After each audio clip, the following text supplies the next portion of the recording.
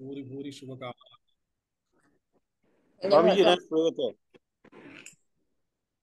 रक्षापौर्णिमायाः सर्वेभ्यः शुभकामनाः। प्रथमं प्रणाम। श्रूयते वा? न श्रूयते। श्रूयते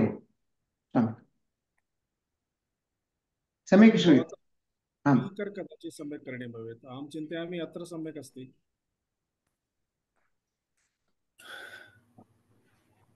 श्रूयते खलु? आम् प्रणाम। श्रूयते। ओम ओम प्रणाम। ओम नारायण। सर्वेभ्यः रक्षापौर्णिमायाः शुभकामनाः। धन्यवाद स्वामी जी।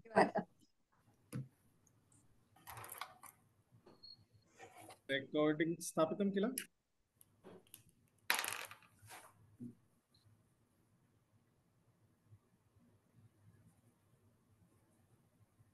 ॐ शन्नो मित्रः शं वरुणः शन्नो भवत्वर्यमा शन्न इन्द्रो बृहस्पतिः शन्नो विष्णुरुक्रमः।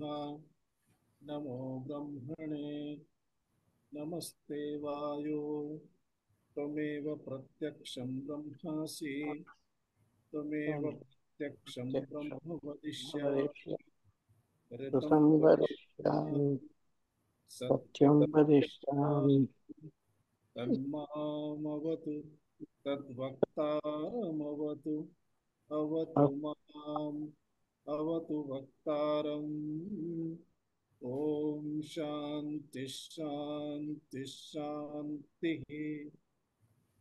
ॐ नमो ब्रह्मादिभ्यो ब्रह्मविद्या सम्प्रदायकर्तृभ्यो वंशर्षिभ्यो महद्भ्यो नमो गुरुभ्यः। सर्वोपप्लवरहितः प्रज्ञानघनः प्रत्यगर्तो ब्रह्मैवाहमस्मि ब्रह्मैवाहमस्मि। शङ्करं शङ्कराचार्यं केशवं बादरायणं सूत्रभाष्यकृतौ वन्दे भगवन्तौ पुनः पुनः। ईश्वरो गुरुरात्मेति मूर्तिभेदविभागिने व्योमवद्व्याप्तदेहाय दक्षिणामूर्तये नमः। ॐ सहनाववतु सहनौ भुनक्तु सह वीर्यङ्करवावहै तेजस्विनावधीतमस्तु मा विद्विषावहै। ॐ शान्ति शान्ति शान्तिः।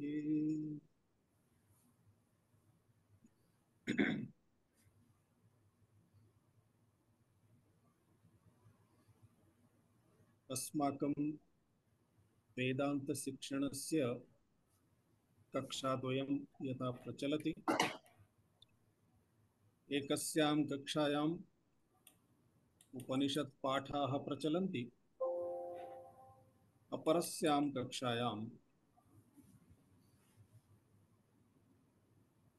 उपनिषद् विषयान् सम्यक्तया अवगन्तुम् अन्ये ये सहायकग्रन्थाः सन्ति तान् विषयान् अत्र वयं पश्यन्तः भवामः। सामान्यतया वेदान्ते यद्यपि मुख्यः विषयः वेदान्तस्य अस्ति जीव ब्रह्मणोः ऐक्यबोधनम्, एतदर्थमेव वेदानां महावाक्यानि सन्ति। तदेव तात्पर्यबोधनमपि इति उच्यते, तात्पर्यबोधः। परन्तु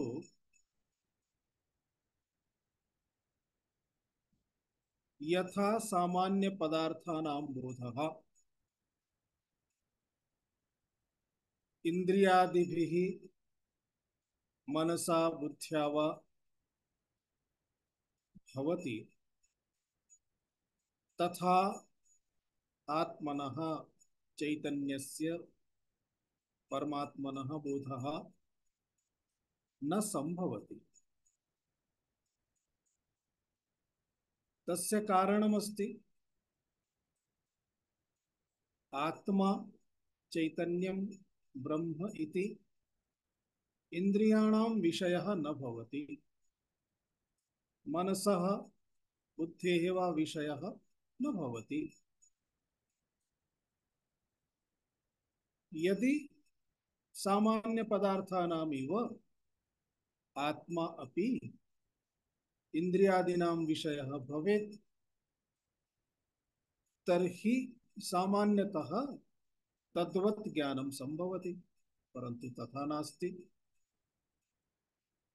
अतः एतस्मिन् विषये विशेषचिन्तनस्य आवश्यकता भवति। एतदर्थमेव शास्त्राणि भिन्न भिन्न रीत्या कथं वयं स्वस्य स्वरूपं यत् अस्ति तदेव ब्रह्म चैतन्यम् इति तत् कथम् अवगच्छामः, एतदर्थं बहवः उपायाः क्रियन्ते।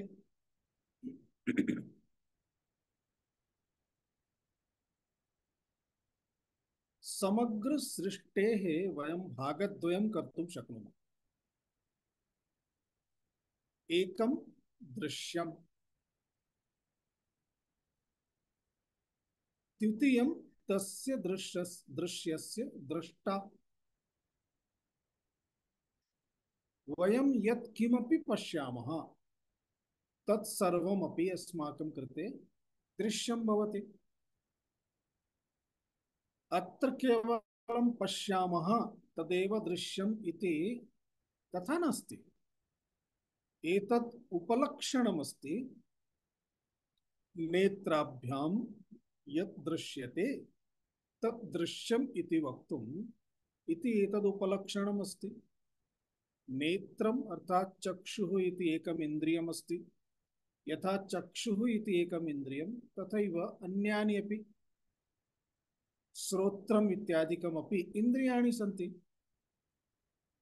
चक्षुद्वारा यथा रूपस्य ज्ञानं भवति, तथैव अन्यैः इन्द्रियैः अन्यविषयाणामपि ज्ञानं भवति।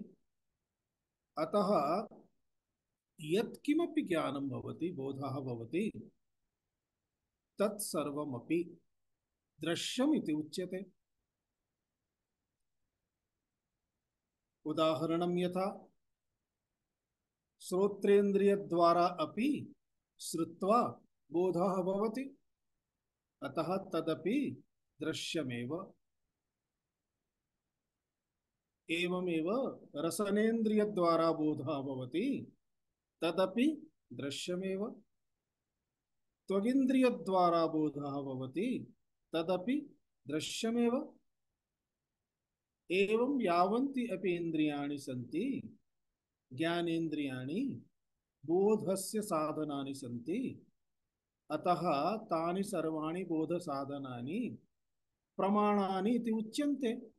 तदेव प्रमाणमस्ति तद्वारा। अतः सामान्य व्यवहारे साक्षी इति उच्यते। यतः प्रमाणं किं? मया दृष्टम्, अहं दृष्टवान्, अहं दृष्टवती, एवं जातं मम समक्षम्, अर्थात् चक्षुः तत्र प्रमाणम्। एवमेव मया श्रुतम्, एवं उच्यते स्म, एवं कथ्यते स्म, अतः तत्र श्रोत्रेन्द्रियं प्रमाणम्। एतत् मया भुक्तम्, एतत् विषमस्ति, अयोग्यमस्ति, एतत् योग्यमस्ति इति तत्र मम रसनेन्द्रियं प्रमाणम्। एवमेव सर्वेषां वस्तूनां यः बोधः भवति, तस्य कृते तत्तत् एकैकम् इन्द्रियं प्रमाणं भवति। अतः चक्षुरिन्द्रियस्य प्रमाणप्रमेयव्यवहारः भवति। परन्तु प्रमाणप्रमेयव्यवहारस्य यः कर्ता भवति सः एव भवति प्रमाता, अर्थात् सः एव साक्षी इति उच्यते। एवं जगतः सर्वेपि विषयाः एतेन पंच प्रकारेण एव, अर्थात एते ये पंच प्रकाराः सन्ति तैः एव प्रकारैः एव जगतः सर्व विषयाणां बोधः भवति, सर्वेषां ज्ञानं भवति। अतः तत्सर्वम् अपि अस्माभिः दृश्यम् इति वक्तुं शक्यते। शक्यते इत्युक्ते दृश्यम् एव इति वक्तव्यम्। एवं यदा एतत् सर्वम् अपि दृश्यं तदा तस्य कश्चन द्रष्टा, अहं वा भवान् वा भवती वा, यत्किमपि वयं पश्यामः तस्य द्रष्टा अहं वा भवान् वा भवती वा इति। अतः संपूर्णं जगति यत्किमपि वयम् एवं प्रकारेण अनुभवितुं शक्नुमः तत्सर्वं दृश्यं दृश्यकोटौ एव भवति। एवं एतत् सर्वमपि यथा दृश्यमस्ति तथा आत्मनः विषये एवं दृश्यत्वं न संभवति। यतः आत्मा न तु चक्षुरिन्द्रियस्य विषयः न अन्येषाम् इन्द्रियाणां विषयः, मनः अपि आत्मनः अथवा आत्मानं विषयीकर्तुं न शक्नोति, बुद्धिरपि आत्मानं विषयीकर्तुं न शक्नोति। अतः एतद् विषये विशिष्य चक्षुरादि प्रमाणानि कार्यं कर्तुं न शक्नुवन्ति। तर्हि तदर्थं किं प्रमाणं भवेत्? वयं जानीमः, केचन प्रमाणत्रयम् अङ्गीकुर्वन्ति, केचन पंच प्रमाणानि अङ्गीकुर्वन्ति, केचन षट् प्रमाणानि अङ्गीकुर्वन्ति। अर्थात् प्रत्यक्षमिति प्रमाणम् एकम्, एतस्मिन् विषये वयं पूर्वं चर्चितवन्तः। प्रत्यक्षादि प्रमाणानि सन्ति। अत्र प्रत्यक्ष प्रमाण द्वारा कार्यं न संभवति, अनुमान प्रमाणेनपि कार्यं न संभवति। यतः अनुमान प्रमाणार्थमपि प्रत्यक्ष प्रमाणमेव तत्र हेतुभूतमस्ति। पर्वतो वह्निमान् इति वदामः चेत् तत्र चक्षुरिन्द्रियद्वारा दृष्टः पर्वतः वह्नियुक्तः इति वक्तव्यं भवति। पुनः अत्र साध्यतायाः अर्थात् यदा साध्यतां पश्यामः तदा हेतुरित्यादिकं सर्वं दृष्ट्वा अस्माभिः दृष्टान्तम् इत्यादिकं सर्वं परिशील्य अन्ततो गत्वा महानसे पाकशालायां वा कुत्रचित् वा धूम्रः दृष्टः। सः धूम्रः तत्र तस्य मूलं कारणम् अधः अग्निः प्रज्वलितः आसीत्, तस्मात् ततः धूम्रः। अतः धूम्रः अस्ति चेत् अग्निः भवत्येव इति अनुमानेन अस्माभिः साध्यते। तदर्थमपि तदनुमानं साक्षात् अर्थात् प्रत्यक्ष प्रमाणं विना न संभवति। एवमेव यथा अनुमिति प्रमाणं तथैव अन्येऽपि ये केचन यानि कानिचन प्रमाणानि सन्ति तेषामपि सा एव अवस्थितिः अस्ति। आहत्य सर्वेषां प्रमाणानां सा एव स्थितिः भवति। तर्हि आत्मानं परमतत्त्वं कथम् अवगच्छामः? तदा एकः एव उपायः तिष्ठति, शब्द प्रमाणम, आगम प्रमाणम, अर्थात शास्त्र प्रमाणम। अस्माकं वेदाः प्रमाणानि इति उच्यन्ते। अतः वेदाः उपनिषदः। यदि प्रमाणानाम् एषा या परिच्छिन्नता अस्ति, मर्यादा अस्ति, तया दृष्ट्या विचारं कुर्मः चेत् शब्द प्रमाणमपि एतस्यां परिच्छिन्नतायाम् आगच्छति। यतः शब्द प्रमाणमपि अस्माकं श्रोत्रेन्द्रिय द्वारा कश्चन वदति चेत् श्रोत्रेन्द्रिय द्वारा संभवति, अथवा वयं साक्षात् ग्रन्थान् पठामः चेत् चक्षुरिन्द्रिय द्वारा पठित्वा पुनः मनसादि नामुपयोगः अस्ति, अथवा कश्चन आचार्यः वदति चेत् वयं शृणुमः। एवं चेत् अत्रापि प्रमाणमर्यादा तु भवत्येव। तर्हि कथं सम्भवति बोधः? तदा एतत् प्रमाणं साक्षात् एवं न बोधयति। कथं बोधयति? तत्र यत् अतध्यारोपणमस्ति, अर्थात अनात्म आरोपणं यदस्ति तस्य आरोपणस्य निराकरण द्वारा। इत्युक्ते न इति, एतन्न, एतन्न, एतन्न, नेति नेति इति कृत्वा। अस्माभिः पूर्वमपि एकम् उदाहरणं श्रुतमासीत्। रामः, लक्ष्मणः, सीता एते त्रयः वनं गच्छन्ति स्म। यदा ग्राममार्गेण नगरमार्गेण अन्यत्र गमनं भवति स्म, बहवः परिजनाः जनाः पश्यन्ति स्म, तदानीं सर्वेषां मनसि संशयः भवति स्म। यतः सीतां दृष्ट्वा लक्षणेन, सीमान्तादिलक्षणेन विवाहिता इति बुध्यते स्म, परन्तु द्वौ स्तः। सः कालः अपि तादृशकालः नासीत्, एकपत्नीकालः आसीत्। अतः पुरुषौ द्वौ, एका महिला, तर्हि कः पतिः इति प्रश्नः भवति स्म। कथं ज्ञातव्यं? साक्षात् प्रष्टुमपि समस्याः महिलानां कृते विशेषतया। अतः किं करणीयं? सीतायाः समीपं गत्वा काश्चन महिलाः पृष्टवत्यः, द्वौ स्तः, एतयोर्मध्ये भवत्याः पतिः कः इति। भारतीय परंपरायां पत्युः नाम न स्वीकरणीयम् इति अस्ति।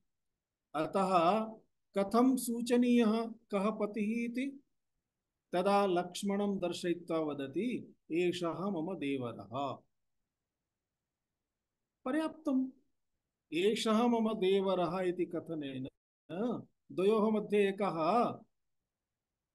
नास्ति इति स्पष्टं, माइनस् अभवत्। अतः एकः यः अवशिष्टः सः एव पतिः। एवमेव अत्र आगम प्रमाणमपि कार्यं करोति। एतदात्मान, एतदात्मान, अर्थात एतद् अनात्मा, एतद् अनात्मा इति अनात्मानं सर्वम् एकैकं कृत्वा बहिः निष्कासयति। अन्ततो गत्वा यदवशिष्यते तदर्थं किमपि वक्तुम् आवश्यकता नास्ति। एवं आगम प्रमाणं कार्यं करोति, अर्थात साक्षात् ब्रह्म चैतन्यम् आत्मानं निर्देष्टुं न शक्यते।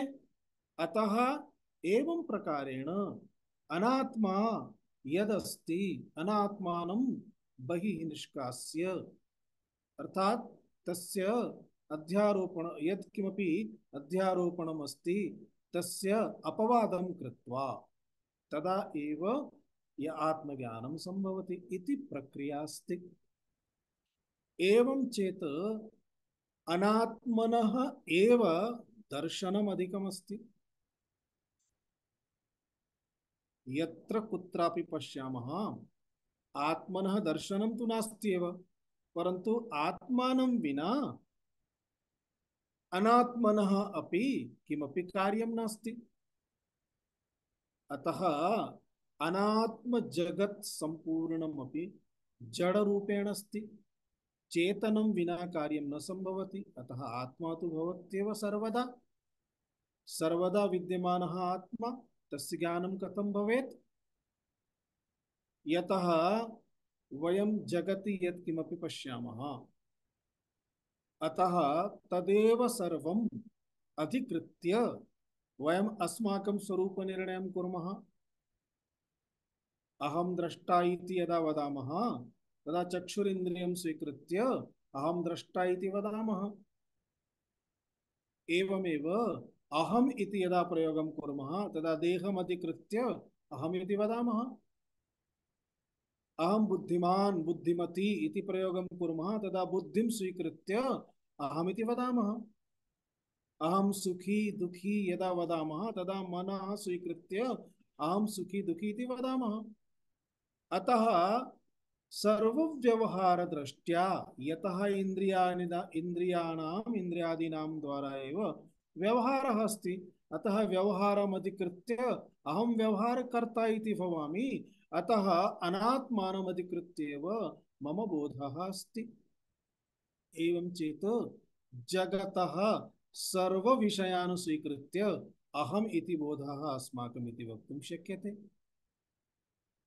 तथा चेत् प्रथमं यान् विषयान् स्वीकृत्य अहं स्वात्मानम् अहम् इति प्रयोगं करोमि, अहम् इति अवगच्छामि, ते विषयाः के इति ज्ञातव्यं भवति।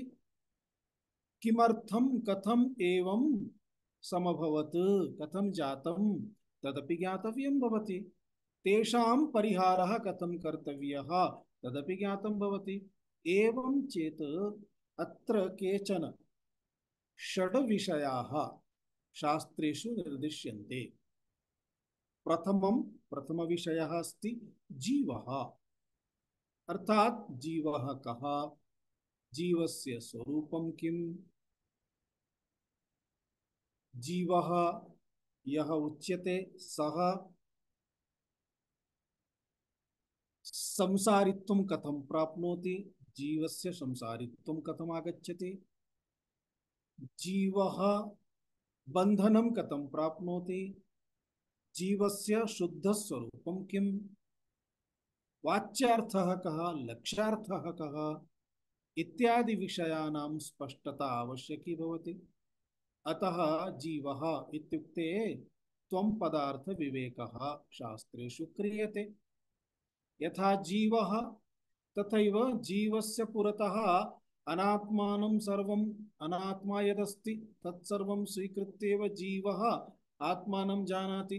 अतः पुरतः विद्यमानं संपूर्णं जगत्, जगत् किं, जगतः स्वरूपं किं, जगत् कुतः आगतं, जगतः निर्माता इत्यादि कथं प्राप्तिः जगतः अर्थात् सृष्टिः, सृष्टि विषये पुनः सर्वम् अस्माकं शास्त्राणि बोधयन्ति। इत्युक्ते इदं तया यत् किमपि विद्यमानमस्ति इदं पदार्थ विवेचनम् आवश्यकं भवति, तदर्थं शास्त्राणि तदपि निरूपयन्ति। तृतीयः अंशः भवति ईश्वरः। ईश्वरः अर्थात् तद् विषये अपि ज्ञातं भवति। ईश्वरः कः, ईश्वरस्य स्वरूपं किम् इत्यादिकम्। एवं जीवः, जगत्, ईश्वरः एतत् सर्वम् अवश्यम् अस्माभिः बोद्धव्यं भवति। परन्तु तेन सह बन्धः कः, अर्थात् बन्धनं किम् एतद्यपि ज्ञातव्यं भवति। अतः शास्त्रं तदपि बोधयति। तस्मात् बन्धनात् मुक्तिः इति, अर्थात् मुक्तिमपि मोक्षमपि किं तत्स्वरूपमपि शास्त्रं वर्णयति। तदर्थम् अर्थात् मुक्त्यर्थं मोक्षार्थं कानि साधनानि भवितुमर्हन्ति तदपि शास्त्रं निरूपयति। अर्थात् वैराग्यादि साधन चतुष्टयम् इत्यादिकम्। एवं एते षडंशाः मुख्यतः भवन्ति। एतेषां षडंशानां निरूपणं शास्त्राणि कुर्वन्ति। अत्र एकस्मिन् एव ग्रन्थे जीवः, ईश्वरः, द्वयोः अभेदः अर्थात जीव ब्रह्मात्मैक्य निरूपणं यदा क्रियते तदा तत् एकः एव ग्रन्थः संपूर्ण निरूपणाय भवति। अर्थात उपनिषद इत्यादयः उपनिषद इत्याद्याः स्त्रीलिंगे अस्ति अतः एते एताः सर्वाः उपनिषद इति ये ग्रन्थाः सन्ति एते सर्वे ते ग्रन्थाः इति। एवं कदाचित् एकमेव विषयम् अधिकृत्य अपि वर्णनं भवति। यदा एकमेव विषयम् अधिकृत्य वर्णनं भवति तदा सः प्रकरण ग्रन्थः इति उच्यते। कथमिति? शास्त्रैकदेश संबद्धं शास्त्र कार्यान्तरे स्थितं तमाहुः प्रकरणं नाम ग्रंथ भेद विपश्चिताः। अर्थात शास्त्रैकदेश संबद्धम् इत्युक्ते शास्त्रस्य एकदेश संबद्धं जीव निरूपणं वा ईश्वर निरूपणं वा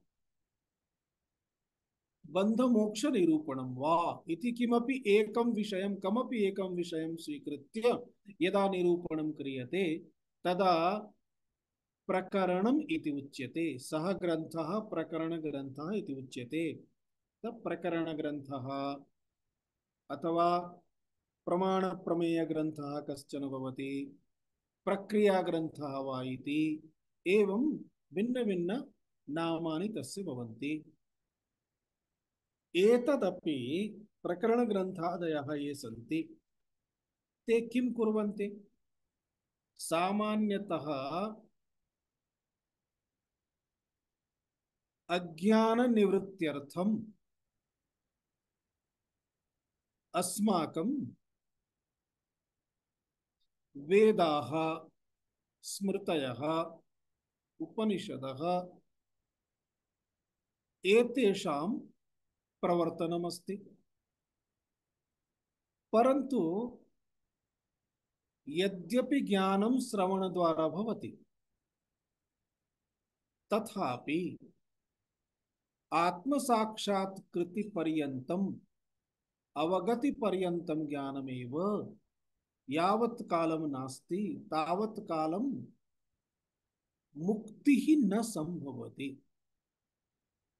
अतः मोक्षार्थम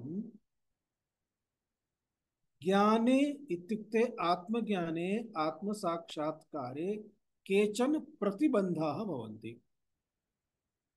ते ये केचन प्रतिबन्धाः भवन्ति तेषां प्रतिबन्धानाम् अर्थात संशयादि प्रतिबन्धाः भवन्ति।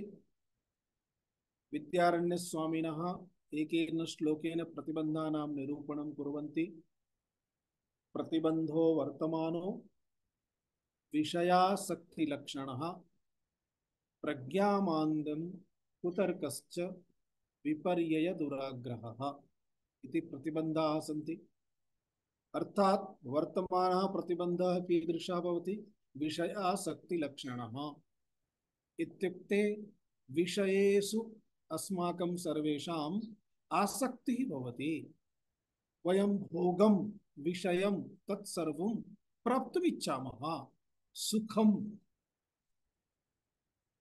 एतत् सर्वं प्राप्तुं तत् भोगाय अस्माकं प्रयत्नः यः अस्ति सः प्रयत्नः मुक्ति मार्गे मोक्ष मार्गे आत्म साक्षात्कार मार्गे विषय प्राप्ति विषयामिच्छः विषयासक्तिः प्रतिबन्धः अस्ति। यतः विषयान् प्राप्तुं बहिर्मुखता भवति।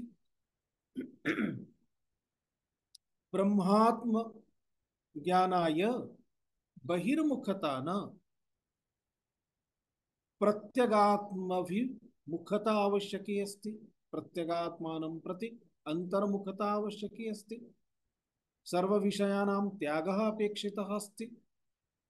यदि विषयाणां प्रति अस्माकं विषयान् प्रति यदि अस्माकं दृष्टिः अस्ति मनः अस्ति तर्हि अस्माकं मनः आत्मबोधे कदाचिदपि न सम्भवति, यतः द्वयोर्मध्ये मार्गभेदः अस्ति। एवं विषयासक्तिः इति प्रतिबन्धः। तथैव प्रज्ञामान्द्यम्, अर्थात यदि प्रज्ञामन्धता अस्ति, विषयान् अवगन्तुं क्लेशः अस्ति, बुद्धिः तत्कार्यं न करोति, जडता अस्ति, तदानीमपि बोधः न संभवति, आत्मसाक्षात्कारः न संभवति। तथैव कुतर्कः, कुतर्कः इत्युक्ते यः विषयः अस्ति तस्य विषयस्य योग्यतर्कद्वारा अवबोधः शक्यते, परन्तु यदि कुतर्कं करोति तर्हि आत्मनः बोधः न संभवति। विपर्ययः अर्थात विपरीत संस्काराः इत्युक्ते अहम् अकर्ता, तस्मिन् समये अहं करोमि इति संस्कारः। एवमेव अहम् इति अजः, आत्मनः मम जन्म नास्ति, तथापि मम बर्थ डेट अस्ति, जन्मोत्सवः मया आचर्यते। एतत् सर्वम् एव उच्यते विपर्ययः, विपरीत संस्काराः। तथा दृढाः सन्ति न गच्छन्ति, स्त्रीत्वभावः पुंत्वभावः। तथैव जाति संबद्धं स्वीकृत्य अमुकजातीयः अमुकः इति पदमधिकृत्य एतत् सर्वं यदस्ति, एते ये संस्काराः सन्ति, एतदेव उच्यते विपर्ययः, विपरीतबोधः। आत्मानं विहाय अनात्मानं स्वीकृत्य बोधः इति विपर्ययः। शीघ्रतया न गच्छति, बहु दृढ़तया अस्ति। तथैव दुराग्रहः, कस्मिंश्चित् विषये यदि दुराग्रहः अस्ति तदानीमपि एषा समस्या संभवति। अतः आत्मज्ञानार्थम् आत्मसाक्षात्कारार्थम् एते प्रतिबन्धाः भवन्ति। एतेषां प्रतिबन्धानां निर्वर्तनाय निवृत्त्यर्थं प्रकरण ग्रंथाः विशिष्य उपलभ्यन्ते। प्रकरण ग्रंथेषु एतेषां निवारणं सम्यक्तया क्रियते। यतः उपनिषत्सु साक्षात् विषयाणां यदा वर्णनं भवति तदा प्रतिबन्धादीनां वर्णनाय अवकाशः न भवति, विषय दीर्घः भवति तस्मात् कारणात्। अतः एतदर्थं भिन्नरूपेण ग्रन्थाः निर्मिताः भवन्ति। ते सर्वेपि प्रकरणग्रन्थाः सन्ति। संशयादीनां निवारणाय एते प्रकरणग्रन्थाः बहु एव उपयोगिनः भवन्ति। एवम् अस्माकं समीपे इदानीं वयम् अभ्यासार्थं यस्य ग्रन्थस्य उपयोगं कुर्मः, एषः ग्रन्थः अपि प्रकरणग्रन्थः एव अस्ति। एतस्य ग्रन्थस्य नाम दृक् दृश्य विवेकः अथवा वाक्यसुधा इति वर्तते। दृक् दृश्य विवेकः इति नाम श्रुत्वा एव अस्माकं अर्थस्पष्टता भवति। दृक् इत्युक्ते द्रष्टा, दृश्य दृश्यं, दृक् दृश्ययोः मध्ये विवेकः, अर्थात यदा अहं द्रष्टा इति वदामि तदा अहं द्रष्टा इति कथने अविवेकपूर्वकः व्यवहारः अस्ति अस्माकं मम। यत्र अहम् इति वदामि तत्र अनात्मानमधिकृत्य अहम् इति व्यवहारं कुर्वन्नस्मि। अतः अहं यत् वदन्नस्मि तत् वास्तविकतया द्रष्टा एव अस्ति अथवा तदपि दृश्यमस्ति। दृक् दृश्य विवेकः यदा उच्यते तदा द्रष्टा दृश्ययोः मध्ये परस्परं मेलनं जातमस्ति। मिश्रणमस्ति। यद्दृश्यमस्ति तद्दृश्यम् अधिकृत्य अहं द्रष्टा इति चिन्तयामि। अतः तत्र अविवेकः अस्ति। लोशन तदर्थमेव विवेकार्थं दृक्दृश्य विवेकः इति नाम्ना अस्माभिः स्पष्टतया अवगम्यते। एतस्मिन् ग्रन्थे विशेषतया विशेषेण किं बोध्यते? द्रष्टा दृश्य कारण वंदते द्वयोः विवेकः बोध्यते। द्वयोः मध्ये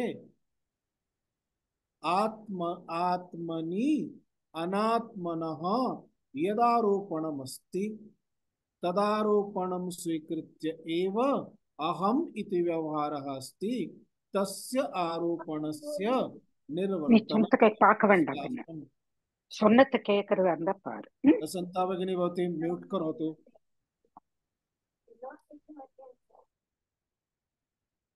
तस्य एव निवारणम् अपेक्षते इति अस्ति। तथैव वाक्यसुधा इति वाक्यसुधा इति वदामः चेत् एकैकं वाक्यं सुधा इत्युक्ते अमृतम् अमृततुल्यम्। अर्थात् एतस्मिन् ग्रन्थे एकैकमपि वाक्यम् एकैकः अपि श्लोकः अस्माकम् आत्मज्ञानाय बहु एव महत्वपूर्णः अस्ति। अतः अमृततुल्य श्लोकाः सन्ति। एतस्मात् कारणात् वाक्यसुधा इत्यपि उच्यते। एतस्य ग्रन्थस्य रचनाकारः रचयिता एतस्मिन् विषये किञ्चित् सम्भ्रमः जनानामस्ति। भगवत्पादाचार्यस्य नाम्ना ग्रन्थस्य उल्लेखः क्रियते। अर्थात् एतेषां श्लोकानां रचयिता भगवान् शङ्कराचार्यः इति।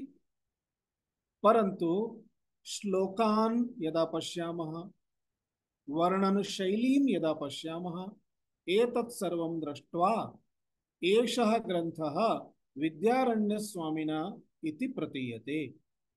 अतः केचन भगवत्पादाचार्यस्य नाम्ना इति वर्णयन्ति, केचन विद्यारण्यस्वामिनः ग्रन्थः इति तथापि वदन्ति। किमपि भवतु अस्माकं कृते तु कल्याणाय अस्ति, हिताय अस्ति। अतः अस्माकं हितं यस्मिन् अस्ति तदेव अस्माकं कृते योग्यम्। अतः एवं एषः यः ग्रन्थः दृग्दृश्य विवेक ग्रन्थः एतस्मिन् ग्रन्थे दृग्दृश्य विवेकः इति वर्ण्यते। अर्थात एतस्य एतदेव वैशिष्ट्यमस्ति। आत्मबोधार्थम् अत्र एकं तु द्रष्टा कः इति तस्य स्पष्टीकरणम्, अनन्तरं केन कारणेन दृश्यम् अधिकृत्य अहं स्वात्मानं द्रष्टा इति चिन्तयामि स्म तस्य कारणस्यपि वर्णनं स्पष्टीकरणमस्ति। अनन्तरम् अत्र जीवस्य पूर्णतः विवेकः क्रियते।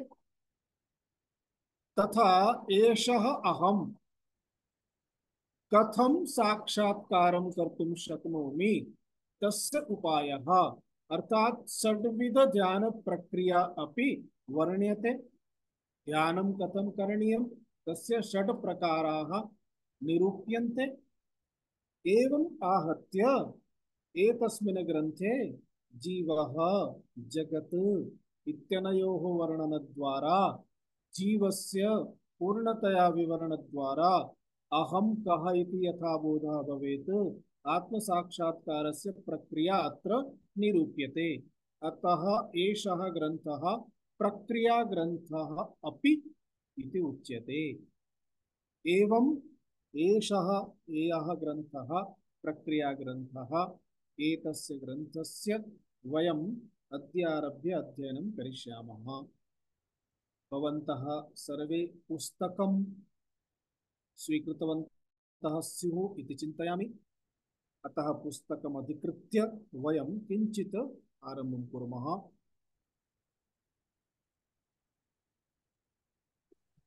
प्रथमश्लोकः। रूपं दृश्यं लोचनं दृक् रूपं दृश्यं वचनं दृक् तदृश्यं दृक्तु मानसम् तदृश्यं धृष्टुमानसम् दृश्याधिवृत्तयः साक्षी दृश्याधिवृत्तयः साक्षी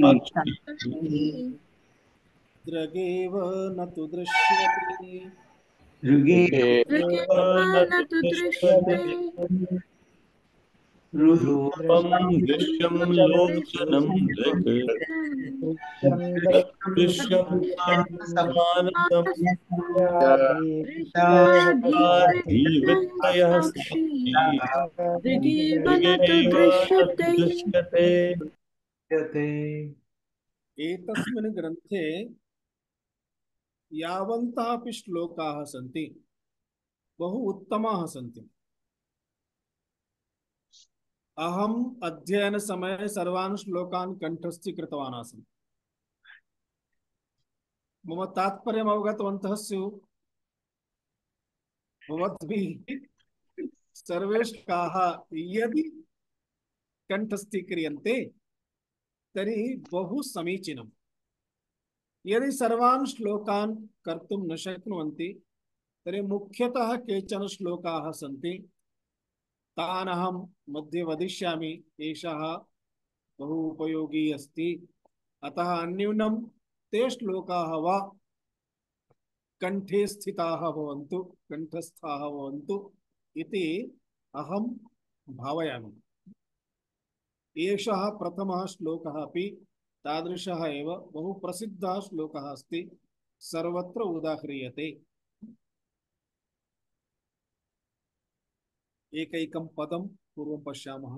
रूपं दृश्यं लोचनं दृक् तत् दृश्यं दृक् तु मानसं दृश्याः धीवृत्तयः साक्षी दृक् एव न तु दृश्यते।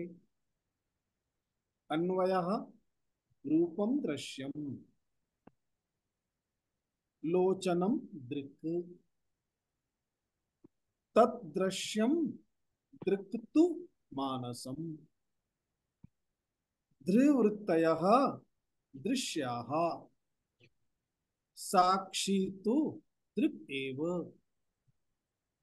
न तु दृश्यते।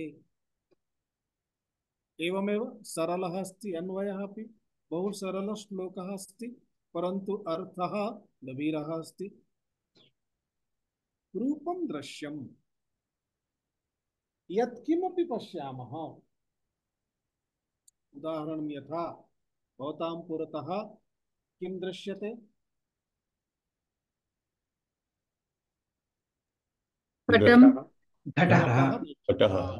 घटः दृश्यते, घटं पश्यन्ति।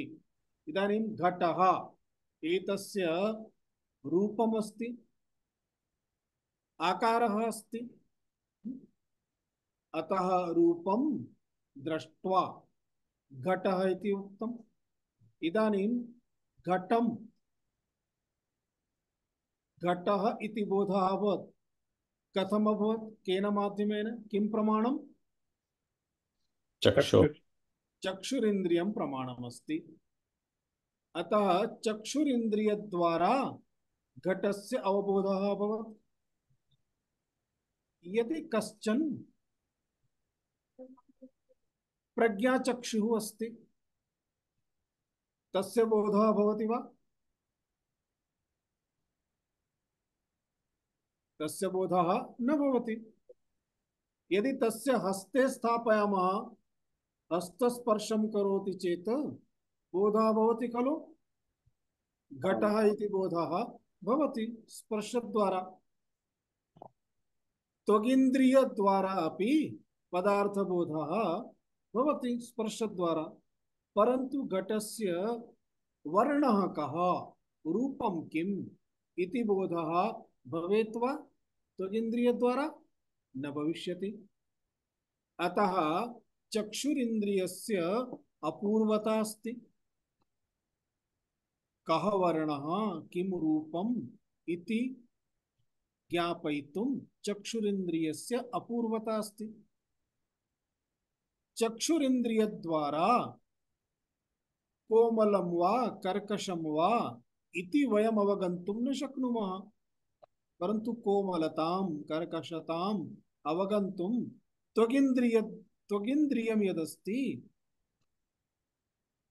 तस्य त्वगिन्द्रियस्य अपूर्वता अस्ति। अपूर्वता इत्युक्ते तदेकेन एव इन्द्रियेण बोद्धुं शक्यते, न अन्यैः इन्द्रियैः इति तस्य इन्द्रियस्य तस्मिन् विषये प्रमाणाय अपूर्वता अस्ति।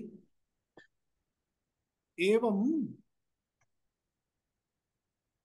अस्माकम् आत्मज्ञानार्थम् अपि शब्द प्रमाणस्य एव तस्य शब्द प्रमाणस्य अपूर्वता भविष्यति। इत्युक्ते तद्वारा एव आत्मबोधः संभवति, अन्यथा न संभवति इत्यर्थः। अस्तु, विषयः कः?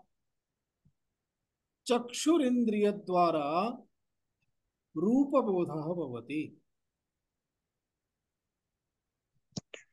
अतः चक्षुरिन्द्रियं तस्य रूपस्य द्रष्टा। चक्षुरिन्द्रियं यत् रूपं पश्यति तत् रूपं दृश्यं। द्रष्टा दृश्यम् इति स्पष्टम् अभवत्।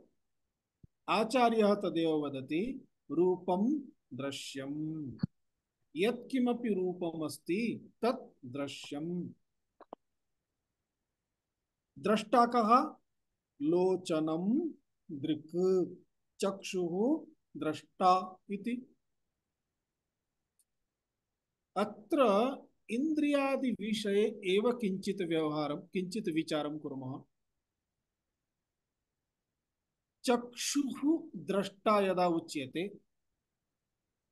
रूपं यतः रूपं चक्षुद्वारा एव द्रष्टुं शक्यते, रूपम् अवगन्तुं चक्षुषोः आपूर्व्यम् अपूर्वता अस्ति।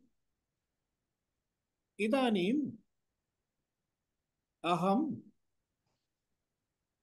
ऊटी क्षेत्रे एकं बहु विशिष्य चाकलेह निर्माणं कुर्वन्ति ते।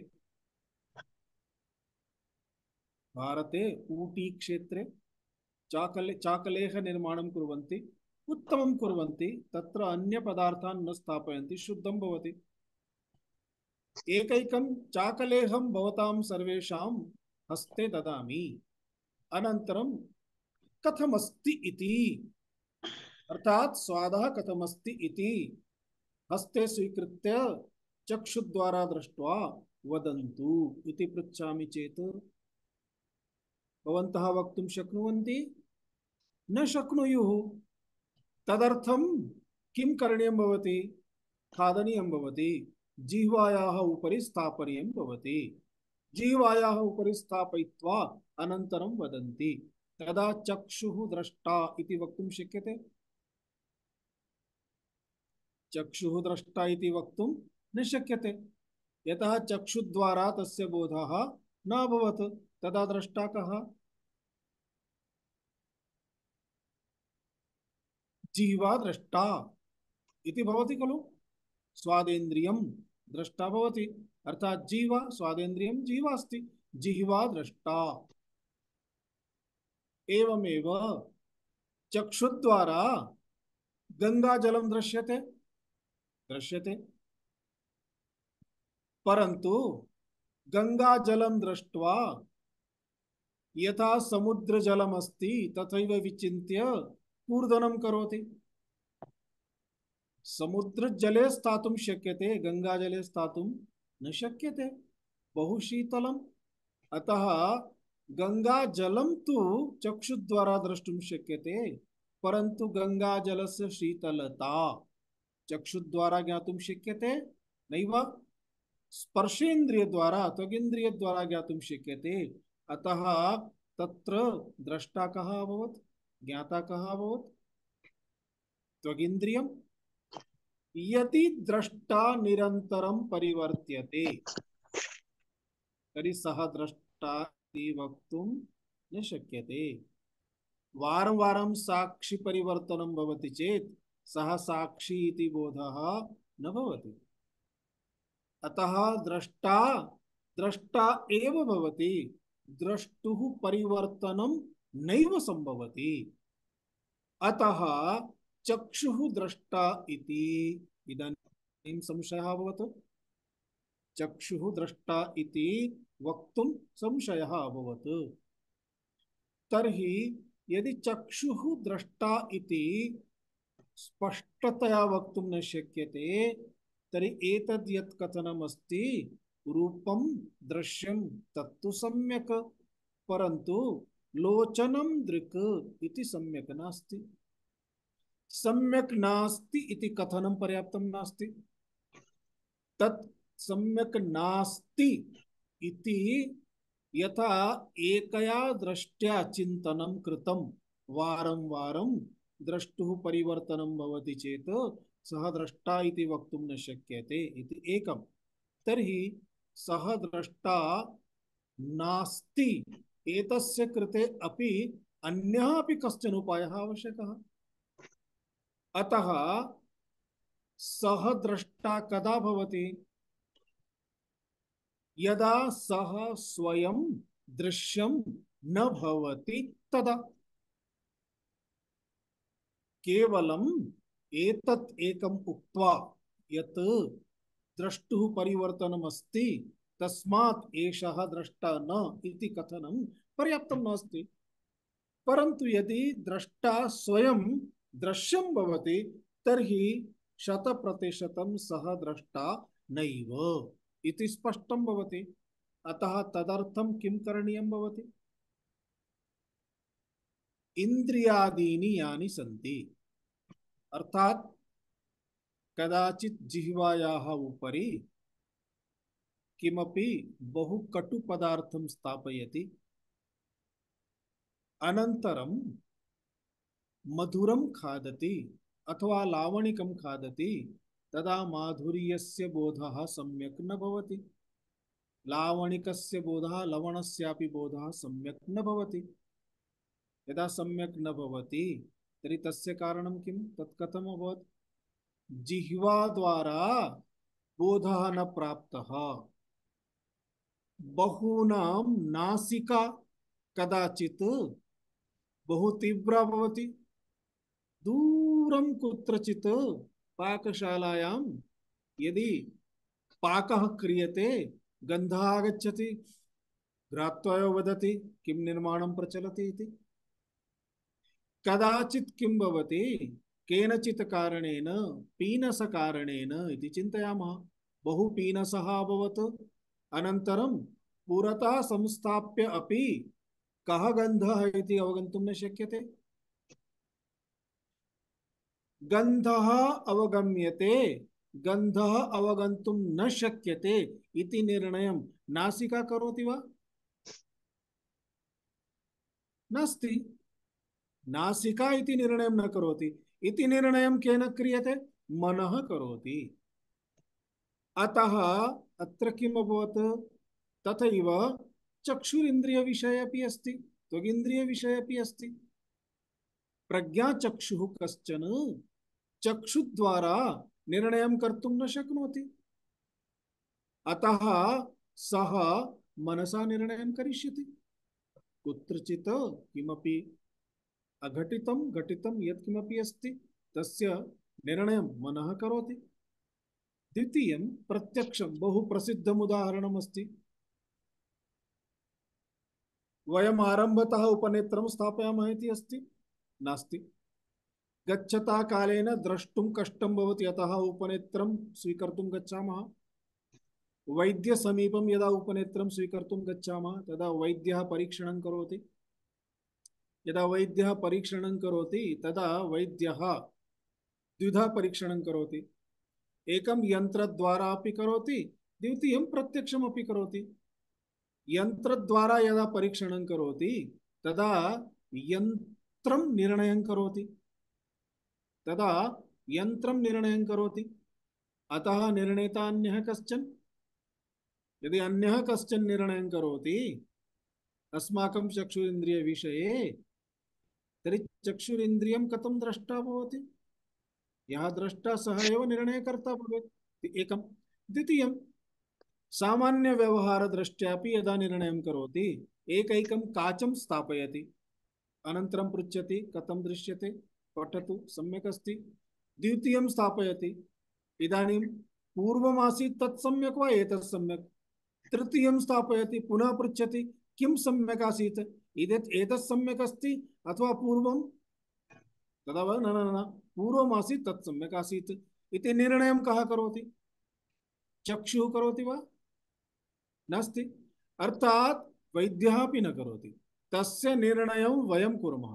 कदाचित् यन्त्रद्वारा उपनेत्रं प्राप्य स्थापयामः, अनन्तरं वदामः एतदपि सम्यक् नास्ति। अर्थात् यन्त्रस्य निर्णयः अपि अस्माकं कृते फाइनल् नास्ति। एतत् सम्यक् नाभवत्, सम्यक् न दृश्यते, किमपि विचित्रं दृश्यते इत्यादि निर्णयः। एतं निर्णयं कः करोति इत्युक्ते चक्षुः अपि सम्यक् कार्यं करोति उत न करोति, तस्य निर्णयमपि मनः करोति। अतः चक्षुः विषयः, मनः द्रष्टा। तदा का स्थितिः उत्पन्ना? चक्षुः इति विषयः भवति, मनः इति द्रष्टा भवति। अतः तत् पश्यतु, तत् दृश्यं। तत् इत्युक्ते लोचनं। सर्वनाम शब्दः पूर्व अव्यवधानरहित प्रयुक्त शब्दस्य कृते एव, नाम्नः कृते एव सर्वनाम शब्दानाम् उपयोगः भवति। यथा एषः रामः, यथा रामः गच्छति तदा तम् आह्वयतु। तर्हि तम् इति वदामः चेत् रामम् आह्वयतु, रामः गच्छति इति कृत्वा तं रामम् आह्वयतु इति सम्बन्धः भवति।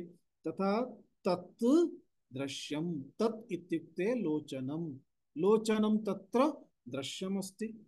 लोचनं दृश्यं, तदा तस्य लोचनस्य द्रष्टा कः भवति? मनः, मानसं। तदा मनः द्रष्टा भवति। अर्थात् पूर्व निर्णीत दृष्टा परिवर्तितः।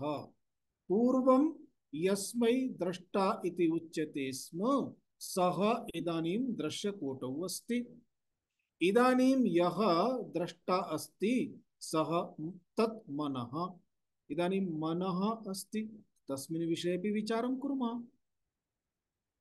किं मनः अपि लोचनम् इव विषयः भवितुमर्हति वा इति प्रश्नः। यतः एकवारं तत्र उच्यते खलु, मार्जारी तक्रमपि फुत्कृत्य पिबति। न्यायः अवगतः किल? मार्जारी तक्रमपि फुत्कृत्य पिबति। फुत्कृत्य अर्थात् कृत्वा, फू फू कृत्वा पिबति। किमर्थम्?